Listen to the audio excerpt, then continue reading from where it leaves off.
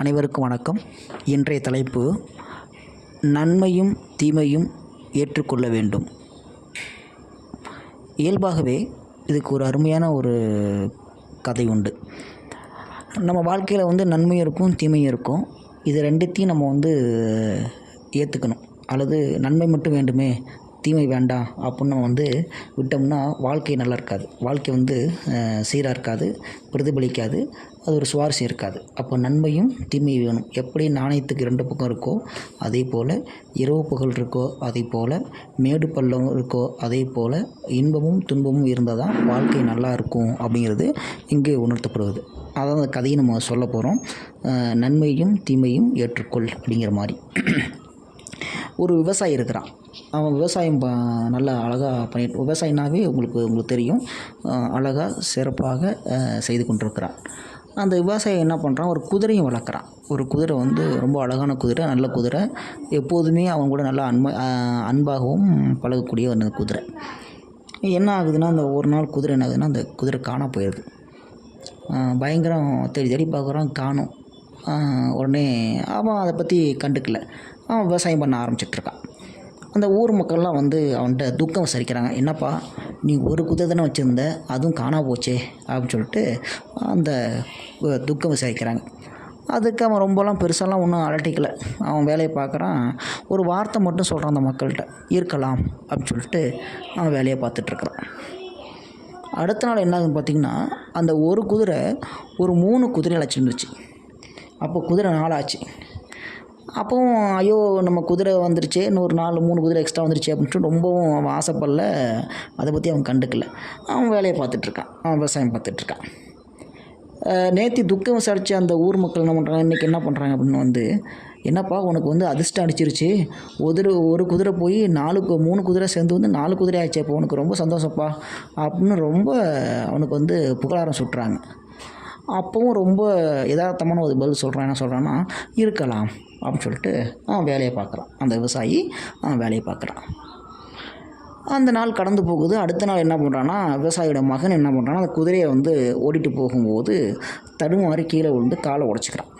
காலை உடச்சி கட்டு போட்டு வீட்டில் இருக்கிறான். அந்த விவசாயியோட மகன் காலை உடஞ்சி கட்டு போட்டு வீட்டில் இருக்கிறான். அப்போவும் அவன் அழட்டிக்கலை. அவன் வேலையை பார்த்துட்ருக்கான். விவசாயி அவன் வேலையை பார்த்துட்ருக்கான். அப்போ அந்த ஊர் மக்கள் என்ன சொல்கிறாங்கன்னா, என்னப்பா உனக்கு ஒரு நல்லது நடந்துச்சுன்னா ஒரு கெட்டது நடக்குதே, இன்றைக்கி குதிரை வந்துச்சு, உன் பையனுடைய கால் உடஞ்சி இப்போ வீட்டில் இருக்கிறானே, என்னப்பா அது அப்படின்னு சொல்லிட்டு துக்கம் விசாரிக்கிறாங்க. அப்போவும் அந்த விவசாயி என்ன பண்ணுறான்னா, அலட்டிக்கலை, இருக்கலாம் அப்படின்ட்டு ஒரு அலட்சியமான ஒரு பதிலை அவன் சொல்கிறான். அந்த துக்கம் விசாரிச்சுன்னா அந்த ஊர் மக்கள்லாம் போயிட்டாங்க. அடுத்த ஒரு 4 நாளில் அந்த நாட்டில் மிகப்பெரிய ஒரு போர் வருது. அந்த போருக்கு வீரர்கள்லாம் வேணும். இராணுவத்தில் என்ன பண்ணுறாங்கன்னா, அந்த ஊரில் இருக்கிற இளைஞர்கள் எல்லாரையும் அழைச்சிட்டு போகிறாங்க, போருக்கு அழைச்சிட்டு போகிறாங்க. அப்போ விவசாயியோட மகன் என்ன பண்ணுறான்னா, கால் உடஞ்சி வீட்டில் படுத்திருக்கான் இல்லையா, அவனை மட்டும் அழைச்சிட்டு போகலை. ஏன்டா அவனுக்கு கால் உடஞ்சிருக்கான், அவனால் போர் பண்ண முடியாது அப்படின்னு சொல்லிட்டு விட்டுட்டு போயிட்டாங்க. அப்போவும் அவன் அலட்டிக்கெலாம் வேலையை பார்த்துட்ருக்கான். அப்போ அந்த ஊர் மக்கள்லாம், நீ ரொம்ப அதிர்ஷ்டசாலிப்பா, ஊரில் இருக்கிற எல்லா பசங்களையும் அழைச்சிட்டு போயிட்டாங்க, உன் பையனை மட்டும் விட்டு போயிட்டாங்க, நீ ரொம்ப அதிர்ஷ்டசாலி, அந்த பசங்களாம் திரும்பி வரானான்னு தெரியாது, ஆனால் உன் பையன் உங்கள்கிட்ட இருப்பான் அப்படின்னு சொல்லிட்டு ரொம்ப புகழாரம் சுட்டுறாங்க. அப்போவும் அவன் என்ன பண்ணுறான்னா, இருக்கலாம் அப்படிங்கிற ஒரு பதிலையே சொல்கிறான் அந்த விவசாயி. இப்போ என்ன நடக்குதுன்னு பார்த்திங்க அப்படின்னா, ஒரு மனிதனுக்கு இன்பமும் வரும், துன்பமும் வரும். அதை தாங்கிக் கொள்ளக்கூடிய மனநிலை ஒரு மனிதனுக்கு அவசியம் வேணும் அப்படின்றாங்க. அதாவது இன்பம் வரும்போது தலைக்கணத்தோடும், துன்பம் வரும்போது தோண்டு போயும் இல்லாமல், எப்பெல்லாம் துன்பம் வருதோ அப்போவும் அதே மாதிரியும், எப்பெல்லாம் இன்பம் வருதோ அதே மாதிரி இருக்கணும் அப்படிங்கிறது தான் மனித நிலை. என்ன சொல்கிறாரு, இயல்பாக என்ன சொல்கிறாங்க அப்படின்னா, வாரத்தில் வரக்கூடிய அத்தனை நாட்களுமே நல்ல நாட்களே. இந்த நாள் அந்த நாள், இது கெட்ட நாள், இது நல்ல நாள்லாம் கிடையாது. எல்லா நாட்களுமே நல்ல நாட்கள். அப்போ அதே மாதிரி தான் மனிதனுடைய மனநிலையும் இருக்கணும். எல்லா சூழ்நிலையும் எல்லாத்தையும் ஏற்றிருக்கிற மாதிரியும் நம்மளுடைய எண்ணம் பிரதிபலிக்கணும். அப்படி இருந்தால் வாழ்க்கை ரொம்ப அருமையாக போகும். பள்ளமேடு, இரவு பகல், இன்பம் துன்பம், நல்லது கெட்டது, இப்படி இருந்தால் வாழ்க்கை சீராக போகும் அப்படிங்கிறது அருமையாக சொல்லப்படுது.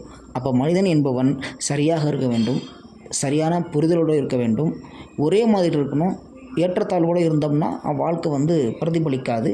அப்போ ஒரே மனநிலையில் இருக்க வேண்டும், எல்லோருக்கும் நல்லது நினைக்கணும் அப்படிங்கிற விஷயத்தையும் இந்த கதை மூலமாக நமக்கு உணர்த்துகிறாங்க. நன்றி.